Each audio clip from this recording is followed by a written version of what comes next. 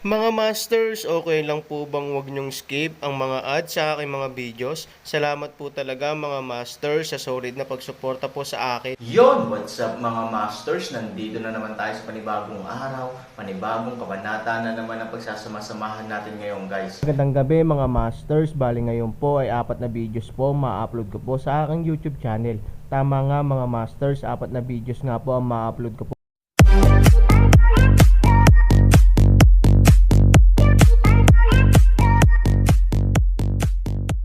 Bali mga masters, kung bago ka pa lang po sa aking YouTube channel, please click the subscribe button, lalong-lalo na po yung notification bell guys, para maging connected pa rin tayo sa isa't isa at maging updated kayo sa mga susunod ko pang video. Bali mga masters, bago natin umpisahan ng kwento ay mag-shoutout po muna tayo para sa mga solid nating tagapakinig. Shoutout kay RB Tuya at shoutout kay Jaime. Yun na nga mga masters, no? Bali hindi na ito patagalin. In 3, 2, 1, let's go!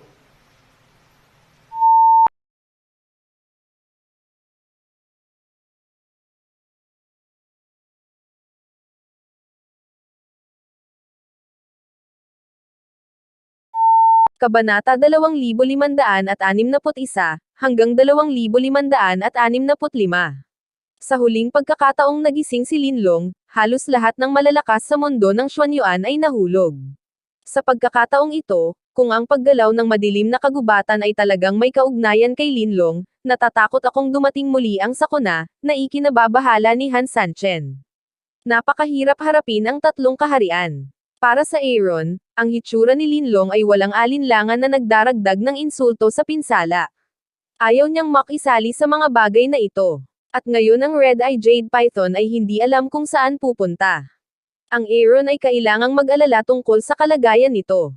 Kung babalik ito sa madilim na kagubatan at nakipag-away kay Linlong, hindi alam ng batang lalaki kung ano ang magiging wakas. Bata, hindi ka mamamatay sa madilim na kagubatan. Aaron nag-aalala na sabi. Hanggang sa gabi, hinanap ni Huang Xiaoyong at Jiang Yingying, na pagod na halos maging mga aso, ang Aaron at iulat ang lahat ng kanilang inayos ngayon sa Aaron. Bagamat walang nagawa si Aaron, inaantok siya, na naging dahilan para kay Huang Xiaoyong at si Jiang Yingying ay walang magawa. Bilang apprentice, natural na hindi nang ahas si Huang Xiaoyong na sisihin si Aaron. Kilalang kilala ni Jiang Yingying ang Aaron. Alam niya na ang Aaron ay isang tindera. Sa palagay niya ay hindi siya interesadong makinig sa mga bagay na ito, ngunit ito ay isang proseso lamang. It's almost done. Pwede ka na munang bumalik at magpahinga. You don't have to report these things to me in the future. Sabi ni Aaron sa kanila. Master, wala pang naaakit na malakas ang clan para sumama sa amin. May iisipin ba kami? Tinanong ni Huang Xiaoyong ang Aaron na bagamat may daan-daang mga disipulo, hindi sila mga practitioner. Sa opinyon ni Huang Xiaoyong, ang mga taong ito ay hindi maganda para sa Aaron. Kung gusto mong palakasin ang sekta, dapat mong akitin ang mga malalakas na sumali. Biglang sumimangot si Aaron sa pagkakataong ito, malapit sa kanya ang hiningang pamilyar sa kanya, ngunit napakahina ng hininga. Magpahinga ka muna, may gagawin pa ako. Sa mga salitang ito, lumabas si Aaron sa silid na may seryosong mukha. Mukhang natarante si Huang Xiaoyong at sinabing, ano ang problema ni Master? Ano pa ang magagawa niya sa kalagitnaan ng gabi? Alam mo rin na Master siya. Pwede ka bang maging apprentice in charge sa Master's Affairs? Sabi ni Jiang Yingying. Gusto lang tumanggo ni Huang Xiaoyong, biglang naging malazwa ang kanyang ekspresyon, at sinabing, Ate, hindi pupunta si Master para makipag-tryst sa mga tao ng Ethereal Clan. Matiim na tinitigan ni Jiang Yingying si Huang Xiaoyong. Sa isip ng lalaking ito, palaging maraming maruruming ideya. Ang ganitong uri ng bagay ay maaaring mangyari sa ibang mga lalaki, ngunit alam ni Jiang Yingying na hindi ito magagawa ng Aaron. Sa tingin ko gusto mong pumunta, sabi ni Jiang Yingying. Huang Xiaoyong subconsciously handa lamang na tumanggo, agad na naging nanginginig ang kanyang ulo. Sinabi, tiyahin, paano ko makikita ang mga pangkaraniwang taba bulgar na pulbos sa aking mga mata, ako sa iyo, ngunit isang taos-puso na puso. Si Jiang Yingying ay halos magsuka, ang ganitong uri ng mga salita ng pag-ibig sa kanya, tulad ng isang bulok na karne sa mabahong kanal, mukhang kasuklam-suklam, amoy mas nakakadiri. Sa oras na ito, nakarating na ang Aaron sa paanan ng bundok. Nang makita niya ang mahinang pulang mata na Jade Python sa isang bitak sa bato, nag-alala si Aaron. Sa buong katawan, umaagos ang dugo mula sa kaliskis ng sawa. Obvious naman na grabe ang sugat niya. 3,000 salita huwag sabihin, ilagay ang pulang mata Jade Python sa kanyang mga braso, pabalik sa silid.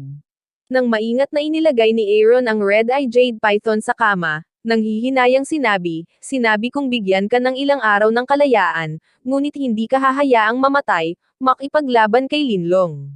Bukod kay Linlong, walang ibang maisip si Aaron na posibleng masaktan ng husto ang Red Eye Jade Python. Bukod dito, ang paggalaw ng madilim na kagubatan ay kasabay ng oras pagkatapos umalis ang Red Eye Jade Python. Red mata magpapagod Python mahirap dumura pulang sulat, ay sa Aaron salita na ginawa ng isang tugon. Mukhang makapangyarihan talaga itong si Linlong. Tinalo ka niya ng ganito, pero hindi ka patay. Hindi naman masama, sinabi ni Han na may buntong hininga, upang masilang Linlong, halos maubos ng mundo ng Xuanyuan ang lahat ng lakas, na sapat na upang ipakita kung gaano kalakas si Linlong.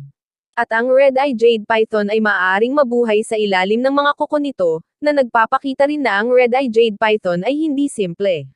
Nakakalungkot na ang pagkakaiba ng estado ay umiiral pa rin pagkatapos ng lahat. Ang pulang mata na Jade Python ay maraming pagdurusa. Pumunta siya sa madilim na kagubatan. Gusto niyang ibalik ang ilang mga banal na kastanyas para sa Aaron, ngunit hindi niya inaasahan na makikilala niya ang bagong gising na si Linlong, kaya sumiklab ang isang malaking digmaan. Ngunit sa kabutihang palad, kagigising lang ni Linlong, at ang kanyang tunay na lakas ay hindi pa nakakabawi sa kanyang sukdulan. Kung hindi, talagang imposible para sa pulang mata na Jade Python na makatakas sa ilalim ng mga kuko ni Linlong. Bilang isang kakaibang hayop noong sinaunang panahon, ang kapangyarihan ni Linlong ay halos walang kapares. Medyo mabigat ang Aaron. Bagamat hindi siya sigurado na gising si Lin na matagal sa madilim na kagubatan, ang posibilidad ay kasing taas ng 80% na matatawag na isang mapangwasak na dagok. Aaron ay hindi gustong mamatay sa Xuanyuan mundo. Ang lupa ay naghihintay sa kanya sina Ivory at Han Nayan. Ngunit kung ayaw mong mamatay, kailangan mong lutasin ang problema ni Linlong. Para sa lakas ng Aaron, hindi ito simpleng bagay. Gusto mo ba talagang pumunta sa Huanglong Hall? Sinabi ni Aaron sa kanyang sarili, upang harapin si Linlong, kailangan nating malaman ang higit patungkol sa nangyari sa mga taong iyon, na nangangahulugan na ang Aaron ay dapat pumunta sa Huanglong Hall. Bagamat ang mga salita ni Zontai Liuyo ay napakamakatwiran, malamang na hindi pipiliin ni Emperor Zun na harapin siya sa oras na ito, hindi nang ahas si Aaron na huwag pansinin ang emperador na si Zun na maaaring gumawa ng pinakamakapangyarihang tao na matakot sa kanya. Ang Red Eye Jade Python ay may napakalakas na kakayahan sa pagpapagaling sa sarili. Kinaumagahan, halos gumaling na ang sugat sa ibabaw ng katawan nito, ngunit mukhang mahina pa rin. Marahil ay magtatagal bago gumaling pagkatapos ng digmaan. Hindi gaanong nakialam si Aaron sa bagay na ito, at hindi niya natulungan ang Red-Eyed Jade Python. Pagkatapos bumangon, nakita ni Aaron si Huang Xiaoyong, alam mo ba kung saan nakatira si Jantai Liuyo? Sabi ni Aaron kay Huang Xiaoyong. Tiyak na si Zantai Liuyo ang pinakamagandang babae sa buong ethereal na sekta, at siya rin ang pinuno ng ethereal sect. Ang kanyang pagkakakilanlan ay eksaktong tumutugma sa Aaron. Kaya ang maagang paghahanap ng Aaron para kay Zantai Liuyo ay pag-isipan pa si Huang Xiaoyong, Master, magaling ka na ba kay Master Zantai? Tanong ni Huang Xiaoyong kay Aaron, ako na ang bahala sa kapatid mo. Hindi napigilan ni Aaron na mapag-alitan. Nalilito, sinabi ni Huang Xiaoyong, Master, wala akong kapatid na babae. Hindi mo nakikilala ang maling tao. Sa pagtingin sa seryosong mukha ni Huang Xiaoyong, pinigilan ni Aaron ang kanyang salpok na patulan ng iba at sinabing, salita ka na naman ng kalokohan. Maniwala ka man o hindi, matatalo kita. Tingnan ng Aaron ay talagang nais na galit na hitsura. Huang Xiaoyong huwag maglakas loob makipag-usap bagay na walang kaparirakan, nagkaroon na obediently kumuha Aaron sa Zantai Liu's residence. Master, dito nakatira si Master Zantai. Kung wala kang ibang gagawin, mauna na ako, mahinang sabi ni Huang Xiaoyong. Alam ni Aaron na walang malinis na ideya si Huang Xiaoyong sa kanyang isipan. Sa sandaling umalis siya, tiyak na mas iisipin niya ang relasyon nila ni Zantai Liuyo. Bagamat walang pakialam ang Aaron dito sa mundo ng Xuanyuan, pagkatapos ng lahat, wala si Ivory dito. Ngunit upang maiwasan ang mas malaking hindi pagkakaunawaan ni Huang Xiaoyong, sinabi ni Han Sanchen, huwag kang pumunta. Halika at tingnan mo siya kasama ko. Dahil doon, direktang kumatok si Aaron sa pinto. Si Huang Xiaoyong ay mukhang gusto niyang magsalita ngunit huminto. Iniisip niya sa sarili na may private meeting ang dalawang taong ito. Paano niya ito madadala sa kanya? Gusto kong magtanong, ngunit alam ni Huang Xiaoyong na kapag siya ay nagtanong, siya ay bugbugin, kaya kailangan niyang magpigil. Upang subukan ang kagandahan ng isang babae, ito ang pinakamahusay na oras upang bumangon, dahil ito ang pinaka-nakakahiyang oras ng araw para sa isang babae. Ngunit si Zontay Liuyo, na nagbukas ng pinto, ay nakalalasing pa rin. Ang laway ni Huang Xiaoyong mula sa sulok ng kanyang bibig ay ganap na nagpapakita kung gaano nakakaantig si Zontay Liuyo. Ang kanyang mga mata ay tulad ng isang malalim na pool, na kung saan ang mga tao ay hindi maaaring ilabas ang kanilang sarili. Lord Han, kaninang madaling araw hinahanap mo na ako. Ayaw mo akong ipagtabuyan, sabi ni Zon. Bago magsalita si Aaron, hindi na makapaghintay si Huang Xiaoyong na sabihin, hindi, paano ka itataboy ng aking amo? Master Zontay, ang tarangkahan ng 3,000 ay laging bukas para sa iyo. Maaari kang mabuhay hanggat gusto mo. Bahagyang ngumiti si Zontay Liuyo. Ganito dapat ang hitsura ng lalaki kapag nakita siya. Ngunit sa pagtingin sa Aaron, siya ay kalmado pa rin, kahit ang kanyang mga mata, ay hindi tumingin sa kanyang sarili. Salamat, Kuya Huang. Nakangiting sabi ni Zontay. No, how can I thank you? You can live here, 3,000 cases, yun si Pang. Ubo. Si Aaron ay umubo ng 2 beses. Ang anyo ngayon ni Huang Xiaoyong ay parang mga aso sa lupa na tumutudyas sa Diyosa kaya hindi na siya makakita pa. Medyo matino si Huang Xiaoyong dahil sa ubo ni Aaron. Alam niyang hindi pa ito ang oras para magsalita, mabilis siyang umatras. Han Zhangzhou, kung may sasabihin ka, sabihin mo lang. Si Zontay Liuyo ang nagkusa na sabihin na gaya ng kasabihan, lahat ay napupunta ng hindi pumunta sa 3 treasures hall. Dahil maagang dumating sa kanya ang Aaron, dapat may dahilan. Master Zontay, gusto kong sumama ka sa Huanglong Hall. Sabi ni Aaron. Tinaasan ang kilay ni Zontay Liuyo, at nagulat siya sa sinabi ni Aaron. Nagpa siya siyang pumunta sa bulwagan ng Huanglong, natural dahil sa alamat, at gustong malaman ang higit patungkol kay Linlong, ngunit hindi naisip ni Zontay Liuyo na tatawagan niya ang kanyang sarili na magkasama. Master Han, dapat mong malaman na kung gusto ka talagang patayin ni Emperador Zun, kahit kunin niya ako, hindi ka niya matutulungan, sabi ni Zon. Mali ang pagkakaintindi ni Master Zontay.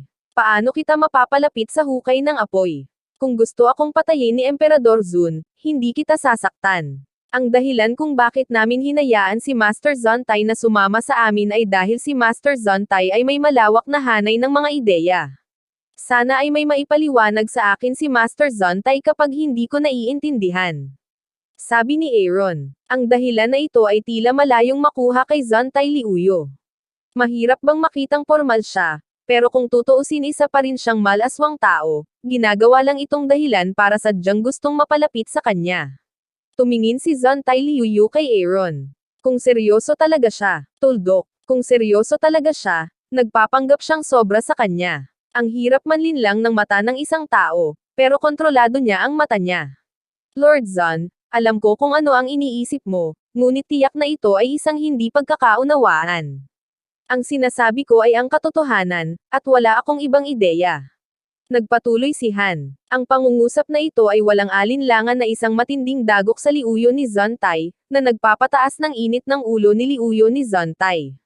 Nakipagtalo siya sa isa't isa at nagsabi, Master Han, bakit ako sasama sa iyo, at bakit kita tutulungan na magpaliwanag? Ginagawa ba ng master ng aking tanyag na sekta ang maliliit na bagay na ito para sa iyo? Alam ni Aaron na kahit saang mundo, ang mga babae ay lubhang kakilakilabot na nilalang.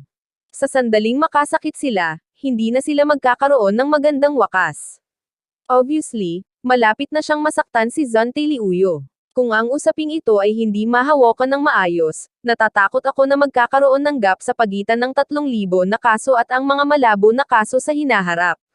Huwag kang mag-alala, Master Zon. Hinding-hindi kita hahayaang magdusa, sabi ni Aaron. Sa tingin ba ni Master Han ay mabibili ako ng kusa? Kinasusuklaman ni Zontay Liuyo na naisip na niya ito sa kanyang puso.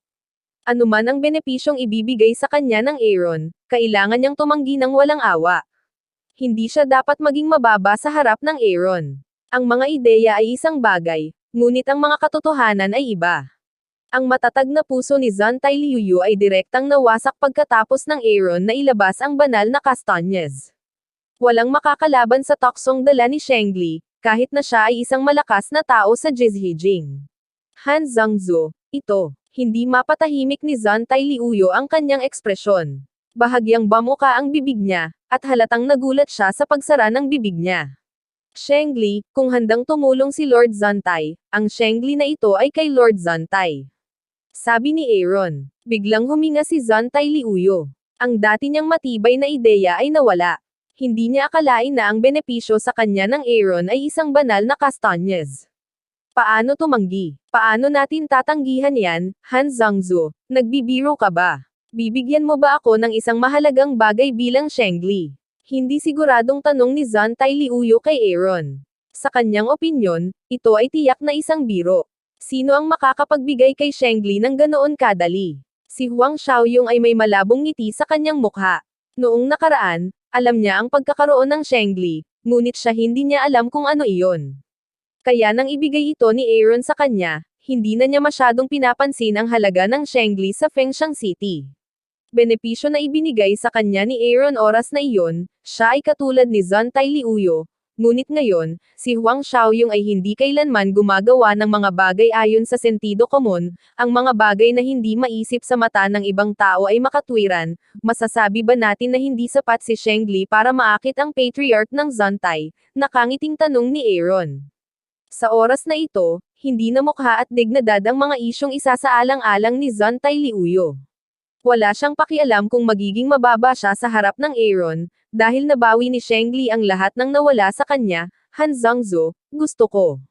Kailan ako aalis? Diretsyong tanong ni Zontay Liuyo. Yun na nga mga masters, no? Bali panibagong kabanata na naman yung natapos natin ngayong gabi.